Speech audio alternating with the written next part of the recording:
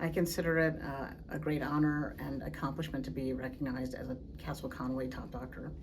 It validates my hard work, dedication, and commitment to delivering high-quality healthcare to my patients, and feels legitimate acceptance to be doing diversity and equity work and have that also be acknowledged. I think it's one of the most important parts of the nomination because in general in the medical field, peer recognition is central. It means whether or not your work gets published, it means whether or not you're considered an expert, it means whether or not your colleagues think you're competent, it means whether or not they feel that you're impacting medicine in a positive, impactful way. And so for my peers to think of me highly means a lot. And especially in light of my identities and my intersectional identities, to have people consider that I'm still an expert and competent and someone they tend their patients to is important to me. I initially decided to become a physician because I had great role models in my own family, particularly my mom, who's a pediatrician. We grew up in a community in Pennsylvania that wasn't very big, and what would happen is we'd go out, we'd go to the mall, we'd go to the movies, and we'd run into our patients, and they were always very enthusiastic and happy to see her. And she was always able to balance that with being a mom and being present, and so I wasn't intimidated, and I felt like it naturally was a good fit for me and my desire to help people. It was also held in esteem, considered challenging, and constantly making you having to keep up on data and learn new skills. As far as oncology, with my mom being a primary care physician and watching her have these strong relationships with people, I always wondered when somebody felt very vulnerable, when somebody had a new illness or a serious diagnosis, they would then move on and not see their primary care as much. And so I wanted to have these relationships with people at times that were where they were more vulnerable, where things weren't necessarily going right. And I felt for me as a person, I had the ability to do that, the emotional resilience and IQ to want to do that sort of work and to be able to do it well. So Dana-Farber is a big place, and the site that I work at is one of their regional campuses, and so we're more embedded in the community and we're more part of the community. That means that the nurses and the pharmacists and the providers who work here often are then leaving work and going to a baseball game and seeing somebody's family member, seeing the family of somebody that they took care of. And so we're able to retain a community feel at this particular site. At the same time, we are a big cancer institute that is NCI funded and has expertise, clinical trial availability, subspecialty care, palliative care, supportive services, and unusual supportive services like a sexual health clinic. So we have a balance of both things, a community sense and team members who are part of the community taking care of you, as well as the resources and being part of a big institution.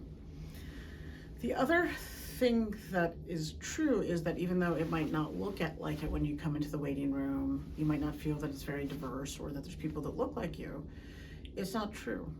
On my team, from the people who room the patients to the people who work in the pharmacy to the people who are answering the phones, I know that we have lots of, for example, LGBTQ people who understand trauma-informed care, who understand the lived experience, and who are here to support and make sure everybody treats people with dignity and to a high standard. Dana-Farber as an institution is very committed to equity efforts. I don't know that they're particularly known for that, but it is something that is true and true before George Floyd. And there's a significant interest and investment to make sure that everybody in the community can come here and feel welcome. What I really like about people's experience here is that it's very team-based. I do think it's intimidating to walk into a place with cancer. I think it's intimidating to walk into such a big place. But I think that we really take the time to get to know people and to really be available, and to have just really smart people available, providing as many options as we can to people with as many resources as I think are available anywhere to take care of cancer. It's really,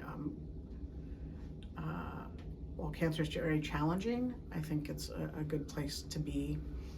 Again, many engaged team members, many people involved, many people that you could potentially lean on as a patient here. I think what's true for me, and actually for a lot of LGBTQ physicians that I've met, is it gives us the ability to see the underdog and know what that feels like, and take that empathy from our lived experience and bring it to the clinical encounter. For me, I grew up in the late 70s and early 80s as one of the few Indian people in my community in Pennsylvania. I then came out and really had to deal with discrimination from Indian people who I felt very comfortable with. And so I know what it's like to be pushed out of spaces. I can see people who are isolated.